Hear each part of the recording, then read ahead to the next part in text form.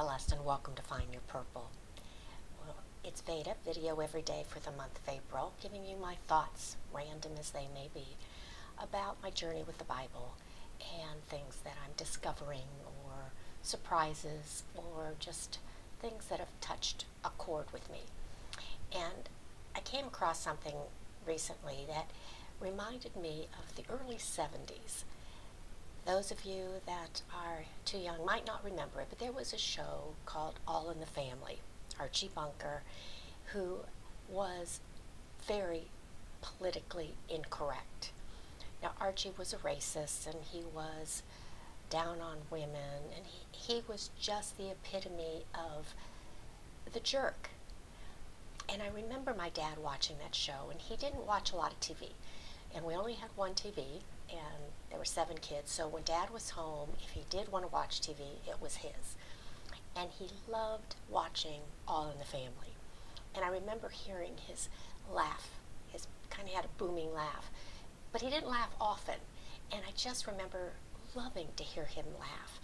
But he'd be laughing at how outrageous Archie Bunker was.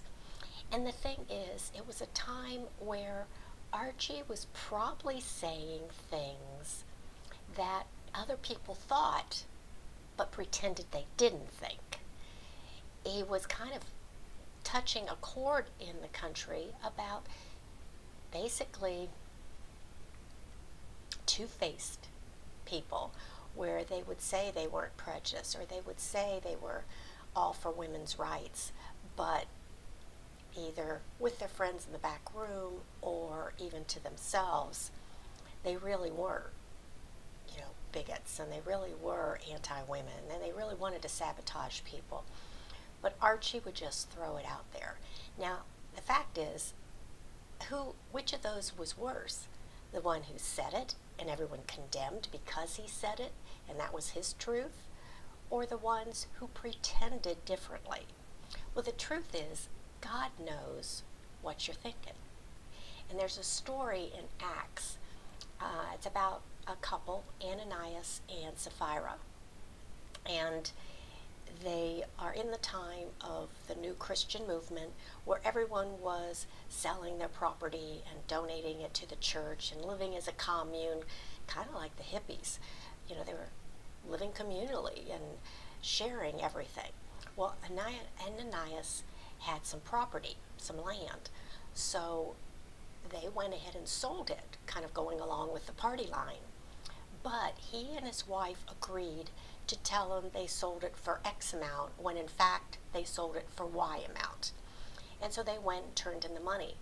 And I don't know if it was Peter, maybe, who had a word of knowledge that knew this really wasn't what he sold it for. So they gave Ananias a chance to come clean and said, "Did you really sell it for this?" And Ananias said yes. And they basically said, "Why are you lying to the Holy Spirit?" And Ananias was struck dead.